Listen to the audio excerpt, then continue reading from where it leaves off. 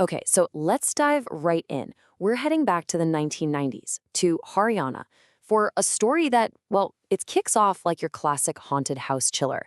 But trust me, what it ends up revealing is way, way more terrifying than any ghost you can imagine. And really, it all boils down to this one question. See, this story has all the classic ingredients: a remote farmhouse, a super loyal servant, and a rich owner. But this is where it gets interesting, because the line between what's supernatural and what's just a cold-blooded conspiracy, it's about to get completely, terrifyingly blurred. All right, so let's set the scene. Let's meet our key players and talk about this isolated farmhouse, which, as you'll see, basically becomes the chessboard for one deadly game.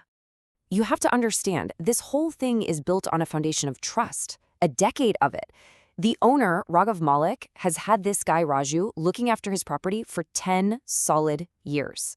He's the faithful caretaker. Raghav trusts him, like completely. And it's that loyalty, this bond that seems so unbreakable, that's going to become the most critical weakness in this entire story.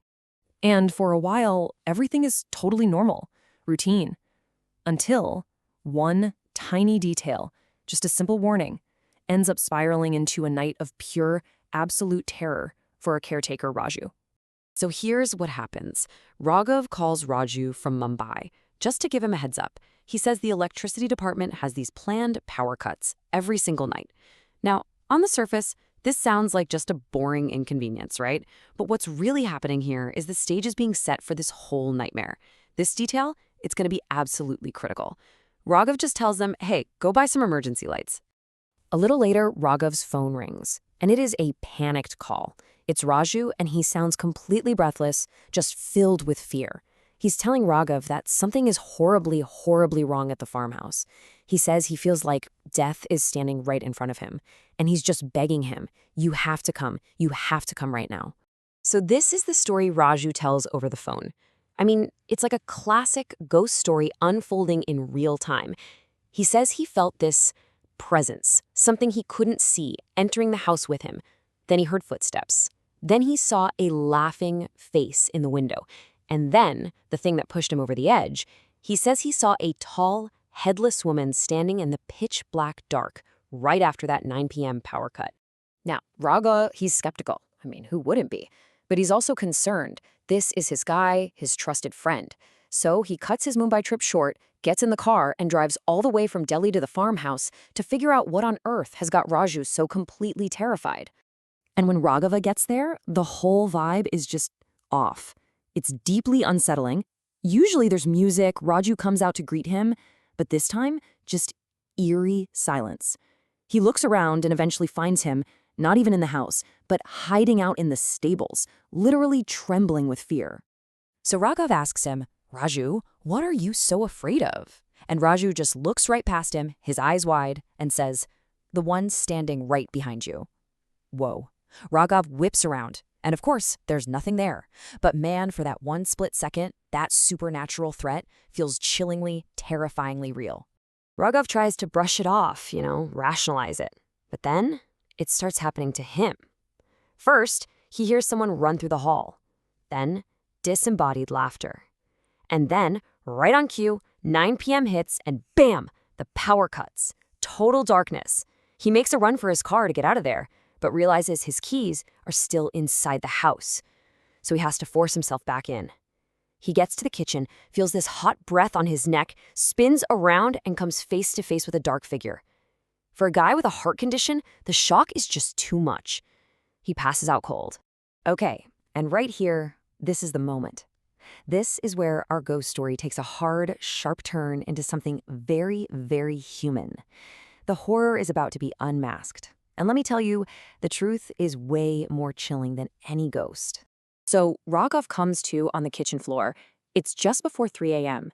And that figure he saw, it's still there, standing in the dark, talking on the phone. And Raghav can hear every word. He hears him telling someone on the other end of the line that he just fainted. And then he asks, should I just kill him now and bury him in the fields? Then, at exactly 3 a.m., the lights flicker back on. In that instant, Raghav grabs a knife, confronts the figure, and the truth is finally revealed. It's Raju. his loyal servant, Raju. It's just a shocking, unbelievable betrayal, a decade of loyalty completely wiped out by greed. The ghost, the noises, the figure in the dark, it was all Raju, and the person pulling the strings? Raghav's own wife, Mohini. The only real monster in that house that night was pure, blinding greed. And as if on cue, Raju's phone starts ringing.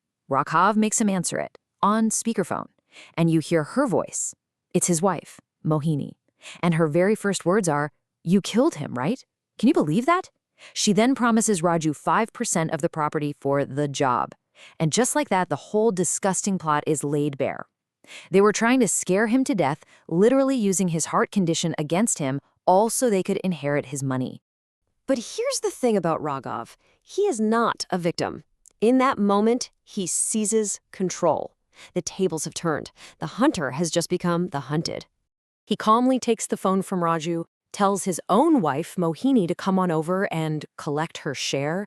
Then he hangs up, turns to this terrified, traitorous servant and delivers this absolutely chilling line. He makes it crystal clear that the game is not over, not by a long shot. Now, it's his turn to play. And this right here is where you see the mind of a true strategist at work. Raghav gets it. He knows exactly what drove them to betray him. Greed. So what does he do? He uses that exact same weakness against them. He looks right at Raju and says, "She offered you 5%? I'll give you 10. All you have to do is kill her when she walks through that door." It's brilliant. He's pitting their own poisoned motivation against each other. So they wait. About an hour and a half goes by and Mohini shows up. She's arrogant, triumphant, walking in like she's already won. She's there to claim her prize. And Raju, her partner in crime, now driven by that bigger offer, does exactly what Raghav told him to do. He kills her. Imagine the scene.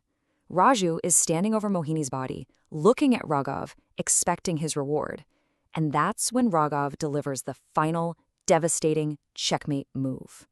He tells Raju that the farmhouse, the property they just killed for, the entire reason for this whole betrayal, it's not even his anymore. He sold it a week ago.